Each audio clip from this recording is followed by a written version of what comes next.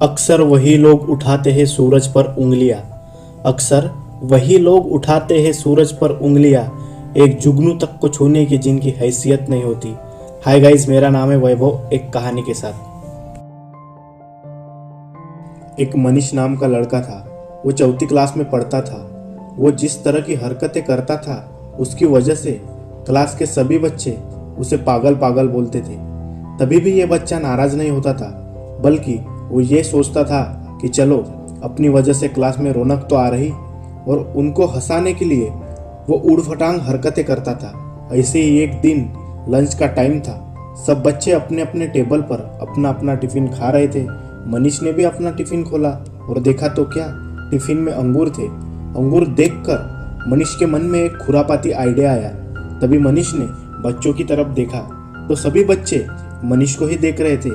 तब इसने सोचा कि बच्चों को हंसाने का यही सबसे अच्छा मौका है। यह सोच के मनीष ने अपने टिफिन में जो अंगूर थे उनको दोनों मुट्ठी में थोड़े थोड़े लिए और एक एक कर कर ऊपर फेंक कर मुंह में कैच कर कर खा रहा था। जब जब अंगूर नीचे गिरता था तब तब सब बच्चे जोर जोर से हंसते थे और सभी बच्चों को हंसते हुए देखकर मनीष को भी अच्छा लगता था। कुछ देर तक ऐसे ही चलता रहा। उसके बाद सब बच्चे अपना अपना टिफिन धोने के लिए नल के पास गए। नल के पास में ही स्कूल का छोटा सा गार्डन था और उस गार्डन में गमलों में छोटे छोटे फूल के पौधे थे। सब बच्चे अपने अपने काम में बिजी थे। कोई हाथ धो रहा था तो कोई टिफिन धो रहा था तो कोई पानी पी रहा था। पर ये जो मनीष नाम का लड़का था, ये उस गार्डन के गमलों में जो फूल के छोटे छोटे पौधे थे उनको अपना टिफिन भर भर कर पानी डाल रहा था। इतने में स्कूल के हेडमास्टर वहां से जा रहे थे तो उनकी नज़र अचानक से मनीष पर पड़ी। तो हेडमास्टर सर के भी चेहरे पर एक प्यारी सी मुस्कुराहट आई। उतने में स्कूल की घंटी बजी। सब बच्चे अपने अपने क्लास में जाने लगे। मनीष भी अपने क्लास में लौट रहा था। तब हेडमास्टर जी को ऐसा लगा कि क्यों ना मैं इसको कुछ सवाल करूं। ये सोचकर हेडमास्टर सर भी मनीष के क्लास में पहुंच गए। सब बच्चे खड़े होकर हेडमास्टर को गुड आफ्टरनून की विश की और अपनी अपनी जगह पर बैठ गए। तब हेडमास्टर सर ने बच्चों से कहा कि बच्चों, मैं आपको बड़े ही मज़ेदार सवाल पूछने वाला हूँ, उसका जवाब अपने अपने तरीके से देना होगा। ऐसा बोलकर हेडमास्टर ने ब्लैक बोर्ड पर एक सवाल लिखा। सवाल ये था कि अगर आपको घूमना हो तो आप कौन से साधन से घूमना पसंद करोगे।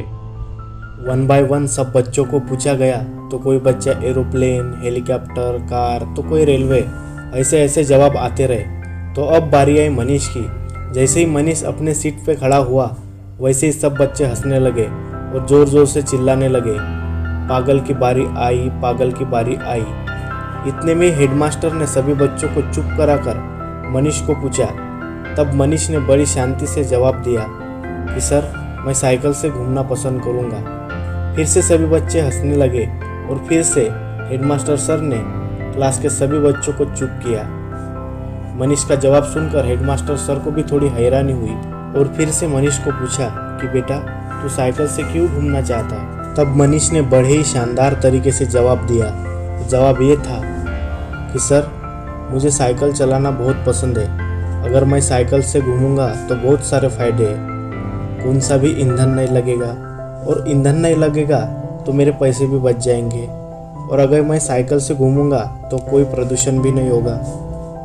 साइकिल चलाऊंगा तो मेरी पूरी बॉडी की एक्सरसाइज भी होगी और मेरी हेल्थ भी अच्छी रहेगी। मनीष का ये जवाब सुनकर पूरी क्लास में सन्नाटा हो गया और कुछ सेकंड बाद जो बच्चे मनीष पर हंस रहे थे वही बच्चे जोर जोर से तालियां बजाने लगे।